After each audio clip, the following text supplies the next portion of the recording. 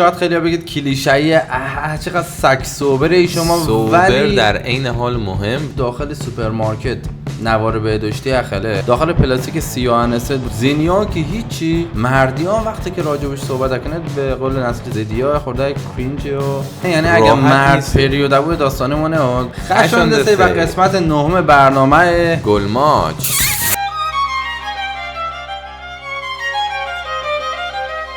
موضوع روزتون من یه خورده جنجالیه، شاید خیلی ها بگید کلیشه‌ایه، چقدر سگ سوبره شما، ولی در عین حال مهم و او شت.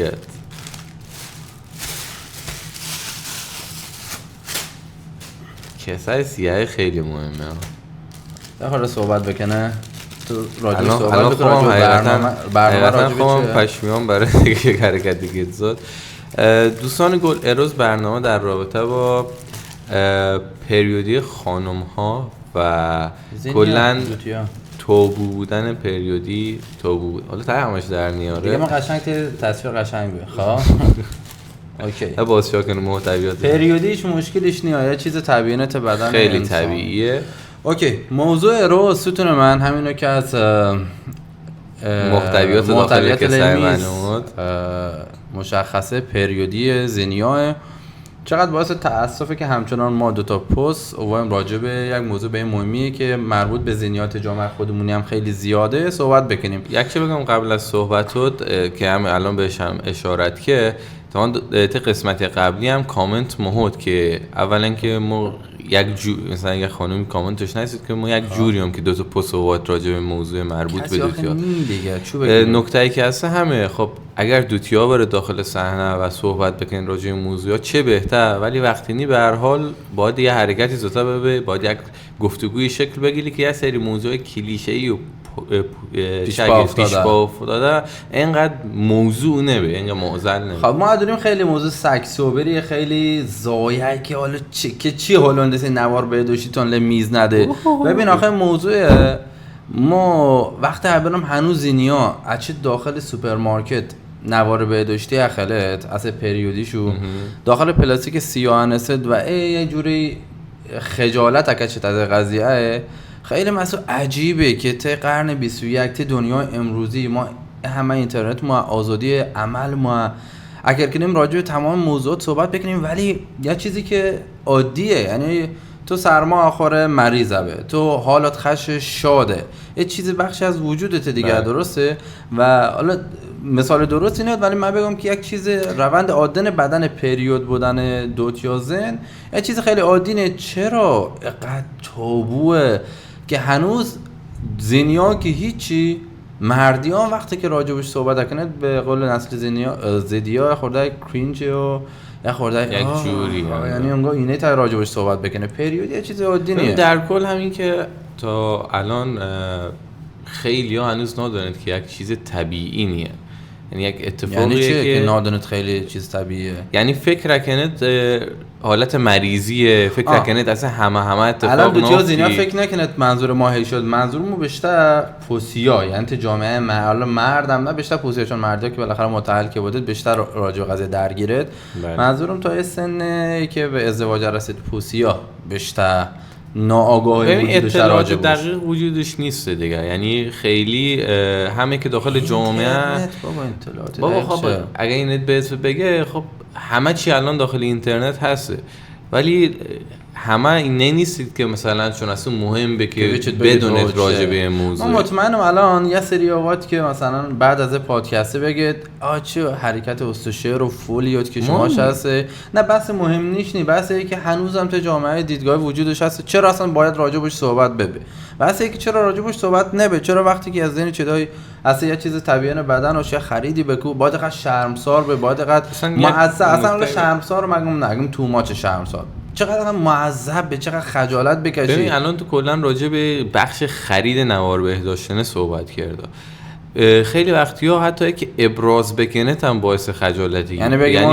الان مثلا تو یک دوتی داخل خانواده‌ات شبنه که یه خورده مثلا ددا مثلا از داخل فیسوش انرژی شونده وازرتر داون حالش خیلی خشنی از بپرسه هنوز مینوش از لونا که بگه ما پریودم، یعنی کلمه به زبو آردش هنوز یک حالت اونگاه شرمندگی ایجاد اگو چون زنه یعنی اگه مرد پریود بود داستانمونه به نظرات، چون بحث زنه و حالا زن همیشه بدنش تابو بوده، خوش تابو بوده.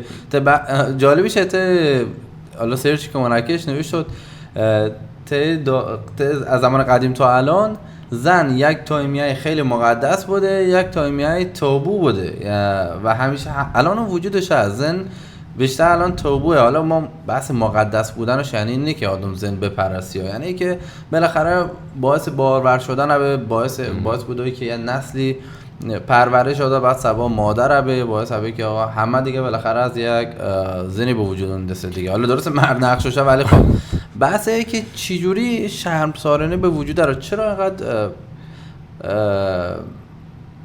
هنوز گارد راجع باشه؟ یعنی حتی اگه تا جای میخواد فکر می‌کنن 4 تا پوسووا 5 تا پوسووا بحثش قاعدگی به بحث پریودی به هنوز هم همه یه جوری ولش کنه. چه ببین به نظر ما مثل خیلی از چیزهای دیگه که جامعه درگیرشه و بیسش از داخل خانواده ادا، موضوع پریودی هم همینه.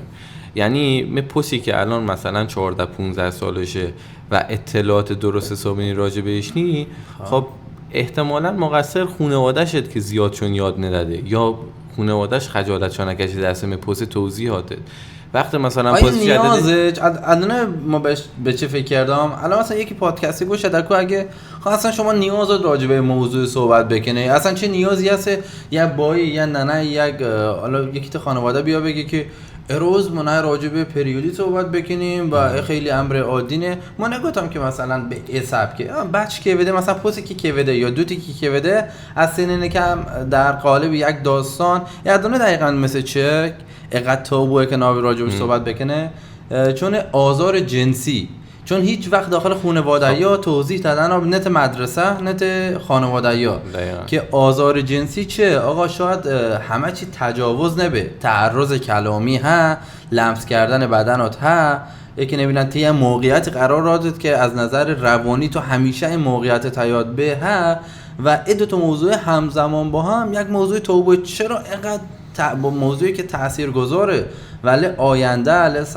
سلامت روان بچه‌ها و خانواده و نسل بعدی تأثیرش اینقدر توبوه؟ به نظر شناسی اینو پیش بیا که توبو به یا به خاطر که چون جامعه‌مون خود جامعه بسته‌ایه و آموزش و پرورش زمینه خیلی کمش نده؟ خیلی به نظر موضوع الان مطرح کرده. بذار یکی یکی بریم شو سمت، چون الان مثلا بحث آموزشه، بحث نیاز بودنشه، بحث تو بودنشه، یه خورده یکی یکی بذار بچیم شو سمت باز کنیم.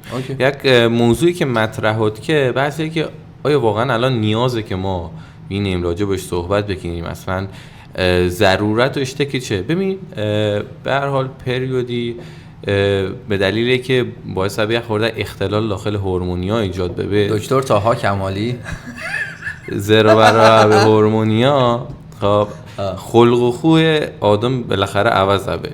یعنی ممکنه بعضیا یه خورده گیراتت، ممکنه بعضیا یه خورده موقع پریودی مثلا عصبی تر از حالت نرمال به یا انرژیش خیلی بیازرته. بالاخره خب دردی که وش هست درد پریودی بعضی وقتا با درد زایمان با هم مقایسه بشه. یعنی این میزان گرفتگی عضلیا، میزان فشاری که ادا هست هم از لحاظ روحی هم از لحاظ جسمی خیلی باعث که انرژی زن خیلی بیازرته، خلق و خوش عوض بشه. در نتیجه اگه تو ندونه تیم موقعیتی، تیم حالت سختی که یک دوتی یا یک زنی باش دست و پنجه نرم کرده چینو باش رفتار بکنه، خود به خود باعث بشه که رابطه تو یه خورده سردابه، یه خورده صمیمیت کمتر به دوته فکر بکن که تو خیلی درکش نکرده و خب تو هم از مسیر بشه در دیگه فکر بکنه آقا دوتیا که همشو همینه، همشو گیرته، همشو غرزتات فلان، در صورتی که نه. شاید مبعد تو اگر یک جمله تا مدونستم حالا مثلا الان خش نیسته مشکلی نیست. استراحت بده، حالا استراحت بکش، نه مثلا اینقدر کار فیزیکی بکن، توقع تیم حالتی خورده بیاره و زرته. خب این به نظرت تمامش بر عهده مرد باید اینقدر فهم و شعورش برابر، یا زنم یا تعهدی باشه به نسبت بدن خوش که آقا یا ابرازی بکو، آقا دیگه شرم نی، دیگه توبونی، چون خیلی از مسائل نی که آدم بگه چشش توبونی، نه بالاخره تو حالت چیزی که ما همیشه باش مشکلمون از مثلا بچگی و اینا، خب بالاخره دیگه ما نسلیم که با اینترنت گوت بوده، با گوشی و موبایل کامپیوتر، یک حالتیه که گفتم که اصلا ابراز کرده مثلا گوتای اصلا کلمه پریودی انگار وا یک چیز خیلی عجیب غریبیه. مثلا وقتی که ننه یا دوتیه که پریوده تم حالت اسمش به زبون نداری و اصلا تو توضیح ناتت که حالتش چیه. ببین اصلا خود وقت اگه مریضه مز و همین کلمه برسن. ببین پریودی مریضی نی. یه دقیقه تو بگو دوتی که پریوده به خانومی که پریوده به تمام دوتی ها خانومی ها پریوده به که شما بگیم مریضیم تو این وقت خودتوه و بخش عادین و طبیعین هورمونن بدن و اصلا همه زنیا و دوتیایت تمام دنیا اتفاق افتاده. اصلا نشونه سلامتیه. نشونه سلامت. وقتی که خودت اسم مریضی شلو انسه باید یه خورده توقعی هم بکی دیگه، اینقدر جامعه راجبش کار دو. شما که اینقدر پتانسیل تو، اینقدر فعالیت قضیه هم به نظر میاد خورده فرهنگسازی خودتو بیشتر بکنی. با این حالی که تو جامعه فارسی بود خیلی فرهنگسازی بوده راجع به قضیه، یا مثلا ما خیلی پیجای اینستاگرام مثلا سرچ که مگه تا هشتگی ها راجع به پریودی، حتی خیلی از شرکتیایی که الان واحد حالا نوار بهداشتی درست کرده، تامپون درست کرده که حالا ربطی به قاعدگی و پریودی و شسته، خیلی سعی کرده به یک نحوی فرهنگسازی بکنه.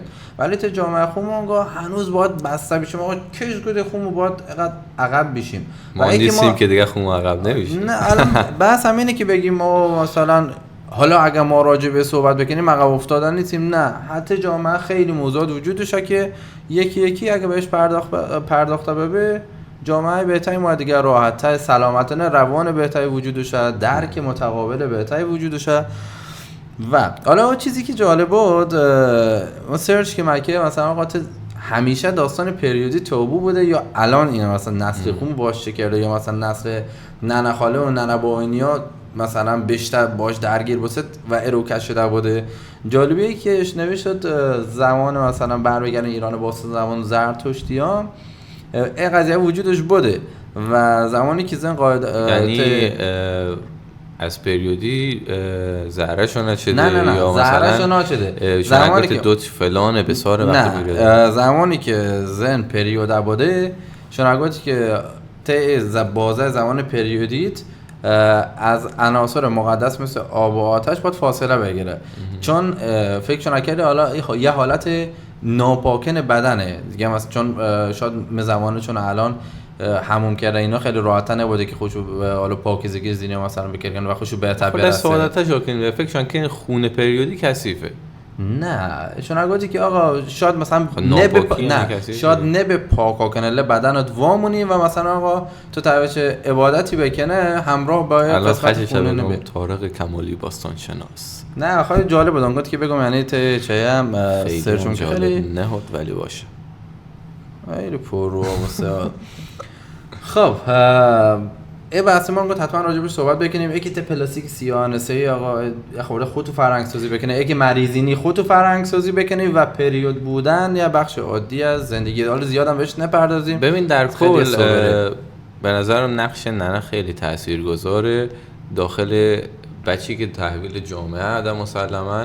و خب وقتی که یک همچین چیز طبیعی نسبت به بدن خود از اول از بچه توضیح نده، خیلی عادیه که در آینده هم بچه نسبت بهش گارد بگیری و نشیش. الان تو با واسه بچه تست 60 سال چی نکنه 60 زیاده، تو که الان یه فرد امروزه مدرن اینترنت دیده همه چیه، الان تو با ننه تو نسلی گفت واسه نبوده چیزی ها، اصلا توبو بوده، اصلا سواد بیان خیلی از موضوعات چونه بوده. تویی که الان نسل امروزیه نسل جدیده تا راجع به موضوع صحبت بکنه چی ناموزیش هته.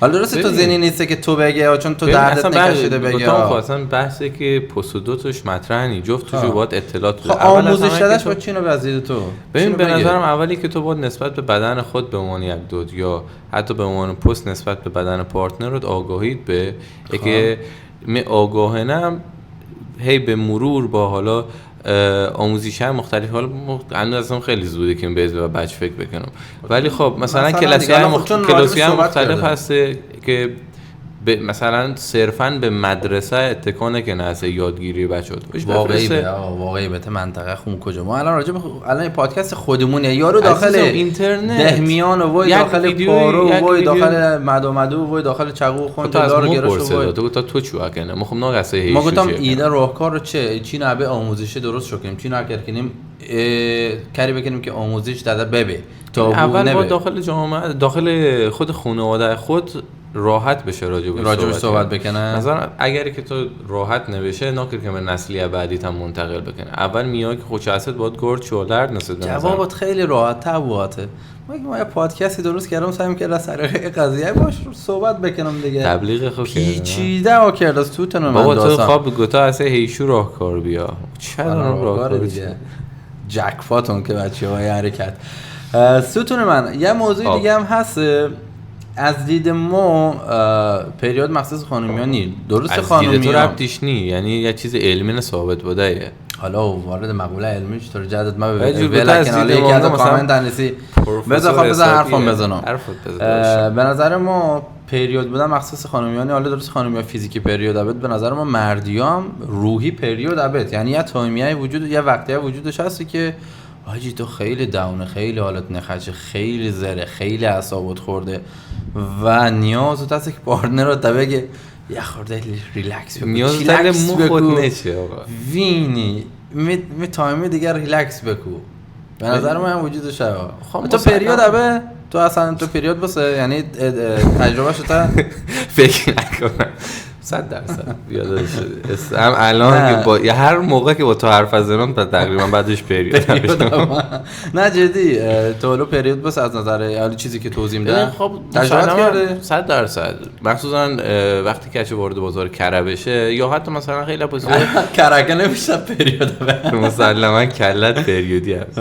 ببین فشار روحی بالاخره بازه مختلف زمانی و سنی از آدم ایجاد به و باعث که بالاخره یک تایمی از روز یک حتی بازه مثلا چند ماه تا حالا خشنه به چند ماه پریود ماهانه نه یعنی گفتم حالت افسردگی و چه یاش گفتم ولی خب که مثلا تا یک روز خاصی یا خورده انرژی بیازه 100% اصلا همه اتفاق افتاد از به خاطر هم یه جوری باید درک متقابل موقع دیگه سیتونه یعنی ما هم پریودی دختر خانم عزیز شما یه خورده درک بکنید دیگه همش سمت شما نیست مؤسسه فکر مکنه فقط خودتوئه. خب اوکی ستون منانم رو چند دقیقه راجع به قضیه صحبت کردیم. ستونم بذار بریم راجع به خود یه خورده حرف خیلی صحبت دیگه ولی خب واقعا نیازت ما وقتی یکی اگه مریض باشه پلاستیک سیاه داره تا یعنی اعصاب ما خورده کنه داغم اصلا دربی اصلا اعصاب پلاستیک سیاه را کنسل کنه. ببین ستونم خیلی حس کردم پریود بود خب اعصابم خورد بود. بذار راجع به موضوع صحبت کنیم. تو چرا انقدر همه جاهه یعنی چرا یک جونه دونستا چرا همش در رفت و آمده. ببین 2 هفته قبل چین بوده کسب تجربیات جدید، هفته قبل دبی بوده و هفته بعدش عمان بوده. فکر کنم در مثلا پادکست بعدی تکرار مریخ به مثلا یک همچین چیزی ما خیلی علاقه. ببین آخه هر آدمی یه سری علاقه قشنگ دیگه، یکی دلش شاید مثلا ماشین خیلی خش سوار به، یک شاید لامبورگینی بخری، هر کی هدف بیشتر زندگی دیگه، هر کی یه جوری با زندگیش حالکو. مثلا تو یه چی تخشد اصلا ما اگه یک موضوعی بکی یک داستانی بکی حاضرم بخش عمده درآمدم راجبش وچه مسافرته. چرا هم مسئول تجربه هم آدمی جدید اشناسم. اولا دارم شاید هم شکمون خیلی غذاهای مختلف تجربه بکنم، بعدش دارم شاید فرهنگی مختلف ببینم. حالا درست که تو خاورمیانه درست اماراته ولی خب ما میشیم چینه بقیه دنیا چین زندگی کرده و در کنار اینیام بخش مهمتری که همیشه ذهنم میخوره کنجکاو راجع باشه که موقعیت‌های بیزنسی تا کشوری دیگه به چه شکله. تو احتمالش مثلا به چه یه جایی تا کشور جدیدی یه چی ببینه که چه ایده خفنی از پول در بیارم، یا مثلا ایده که تا ذهنت چه تا کشور ابنه بشیم هیچ چین ازش پول در آورداد. یا خورده اصلا ذهن انترپرنور خوم که ذهنی که انترپرنور تا خورده انترپرنور یعنی انترپرنور هر جوری آقا ما انگلیسی مو در همه حد بهتنی آقا چوسی نباشه. شاگرد چه یکی که چه پلو یکی اگرکو کر بکو، یکی که وقتی چه پلو کسی کرکو ناکرکو، همیشه شاید خلاقیت خوشش به ما میادی میکنم دلم شه همیشه از خم فریلنس بشه، نه که فریلنس، دلم شه ذهن خلاقی من دلم شه همیشه از پول در بیارم، از پادکست پول در بیارم، فالو بکنه، ساب بکنه، لایک بکنه، در حال داد مزستونم سابسکرایب. ببین ها دیگه باله کلا معاشرت کرده با آدمیه که با فرهنگی مختلف گت‌بسته، مدلی که پول در داره، مدلی که فکر کرده، همیشه باله که شو بشناسه چینیه این مارموزینی که بین جامعه مختلفه مثلا جالبیش تصویر بگم ما یک با اکیپ دوستیام چی بودیم، یکی از بچه‌ها از سوئد اوندیسود، یکی از بچه‌ها از اسکاتلند و ما یکی از دوستیام هم که لوکال عمانی منم راه. بعد چیدیم یه بازار قدیمی نشو عجیبی یه بازار قدیمی نشو هست، چون بازار وکیل اندسه، چون بازار وکیل درست شو کرد، یعنی بازار قدیمی نیم سبکی درست بوده وکیل مناطق بعد چیا رفیقیام اینیا حالا اگه بگم که نجات پرستانه ولی ما خوش اگم یه جوک دیگه دارک هیومره یه خورده کنسل، چون سفیده نه چون سفید چشیش آبیه مثلا طرف بچه دوگو می کسی که فروشندهش آقا مثلا اگه چند، اگه مثلا 50 ریال، اگه خب دیسکانت مته، اگه که نه خب ما چیدیم با هم یارو مثلا هیچ مناسب بخریم اجگوت که 30 ریال مانگو 9 ریال من یارو یعنی شیرش نه بس شیرهیش نه، چون من مدونست چون اینا سفید منم سفید چشابیه دیگه اینا 3 برابر قیمت اگلت که اگه چیه سود خوبی شو به می چیزی که هشکوت 30 تومن گفت 9 تو و 12 تومن خیلی تجربه دیگه جالب بود. سفر عمان هم سفر جالبی بود و مسقط جای مختلف شدیم، چند تا سوال باحال شد، حلوا موارده، حلوای مسقطی مسقط سه البته جای تامپونی حلوا بیاره مثل میز حالا یه نزد تا آخر برنامه. خب ما بالاخره سری ما خیلی داشتم مسافرت بکنم، تجربه کسب بکنم و از مسافرتی‌ها ایده بگیرم، ایده‌ای که حالا بیشترم بیزنسی دیگه، حالا تا موضوع مختلف مانی تو خود علاقت چه تو به اون پول که تو داره هدف و چه مثلا تو هر آدمی سری چیزی اگه من مثلا پولی که در آوردم آفچون چی بخرم، خونه بخرم، زمینه بخرم، ماشینه، اصلا تو چه تاپ 3 چه سه تاهای برتر و چه تو پول تاثیر چه در بیاره. ببین خونه همیشه اصلا خیلی حس باحالیه اگه خونه مال خود به این خیلی آگید که خب بهتره که مثلا به پول حالت اجارات مهمه بخشیشات بخش گوت پوله بنس داخل کر و باشه پول در بیاره، ولی که یک چی به تو تعلقش به مثلا یک خونه خیلی اصلا خونه خیلی گیروه، تو چه مکر بکنه یعنی تا همین سیو بکنه تا زمانی که خونه بخره، یعنی هیچ اولویتی حالت ایدئال گفتم، یعنی چیزی که بهش علاقه هم هست خب. مثلا خونه، ماشین و گجت و الکترونیک. ببین ما وقت پول در بیاره مثلا شاید 20 موبایل مختلفم به که هیچ نیازی هم بهشون نی، ولی من عاشق تکنولوژی، عاشق گوشینی‌های جدید، ایرپادی‌های جدید. ادانه چون چه این میمیته اینستاگرام هست اگه که همیشه وقتم قولتون وقتی که پول ما دست ما چه چرت پرت خرید نکنم بیا ما ببین مثلا ما همیشه کودکی درون زندگی ولی خب وقتی مثلا معنوی‌تر اگه ما در نظر بگیریم از اون سفر و اینا خیلی همیشه بخش مهمیه، ولی خب زیاد چند سال اخیر سفر نشستم چون که بیشتر که درگیری کربستان و خانواده‌ام ایران بوده، ترجیح دادم که تا سالیا بشم سر بدم خانواده و دیس ریزی هم مشکل و ما حالا خانواده بچون سر از اینیم، ولی خب نه ولی خب چون به هر حال ایده‌ای که تو هستی ایده جذاب‌تره به نظرم، چون که همیشه از خود کرده بالاخره دستت باسته به چه کجا شو، ولی خب ما چون هستی شرکتی کردم مسلماً دستم بسته.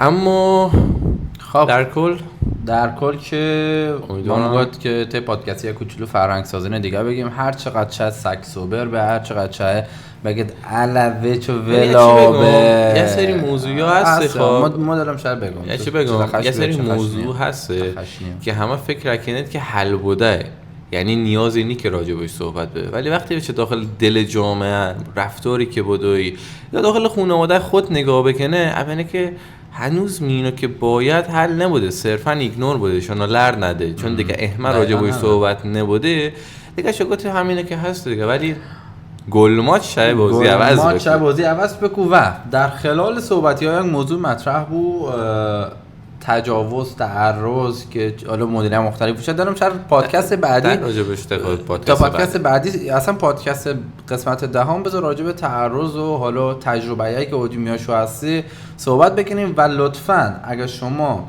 تجربه‌ای تو هستی از اینکه مورد تعرض قرار تو گرفته، چه کلامی چه جسمی چه هر چیزی، اگه تون از لونا داته دایرکت اینستاگرام بگی، اگه تون از لونا داته کامنت اینستا و یوتیوب بگی، ما ته بیوی اینستاگرام صفحه اینستاگرام گلماچ یک لینک ما هست مول چت ناشناس لمی بزنی اگر کنه داستان تو بگی و ما هم نفهمیم که کانال تلگرام هم تبلیغ بکن تا برد جوینات.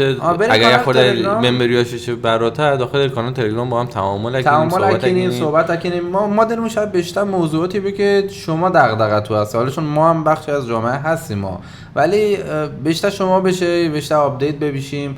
و اگه برید چت ناشناسی ما ندونیم که پیام داده و خوبیشه، یعنی جوری نی که ما بشیم بگیم بشیم یعنی که مورد تعرض نه اسم مشخصه. اگرم البته اگرم دل تو شای که با اسم خودتو هم بیا داخل پادکست ما استقبال کنیم. ما یه اسم دیگه اگیم نه گفتم مثلا طرف خوش دل و شای اسمش هم به بالاخره شاد خوش خیلی علاقهش به بعد الان تمی جوش بگی بعد 5 سال دیگه بگی چرام گفت نه مثلا کنیم حریم حریم خصوصا همیشه حفظ کنیم، هر تا اگه خودتو بگی اسم عوض کنیم تو پادکست. ولی حتما لطفاً برید کانال تلگرامی جوین بشید و لطفاً ویدیوی خورده به اشتراک فرسته. این 2 تا ویدیو آخری خیلی کمه آخه ستونم هم خیلی کمکاری هم بوده دیگه، استاپ پوش بوده تو مسافرت و ما درگیر هستم. ولی از الان به بعد قراره که همینو بکوب پشت سرم هر هفته جمعه شما منتظر گلماچ بشی و حتما ساپورت نه اگه بفرسته ویدیو شیر بکنه، یکی شیر کرده یکی اد تو استوری، خیلی کمک کو و ما و الگوریتم اینستا و یوتیوب اگه که آقا هم بیشتر و بقیه معرفی مونکو و باعث که زیادی توضیح مده بذار قسمت هم فاقونیم و دم کسی که شمایی که تا آخر پادکست هدیه خیلی دم تو خیلی دم تو من خیلی کرد درسته. ما یه جمله آخر پادکست همیشه من بگم اول راجع بهش فکر کنم، گل به روی ماچ به روی گل هیچ وقت نکرد که درست بگم ستون حالش داد ماچ به روی گل برو بریم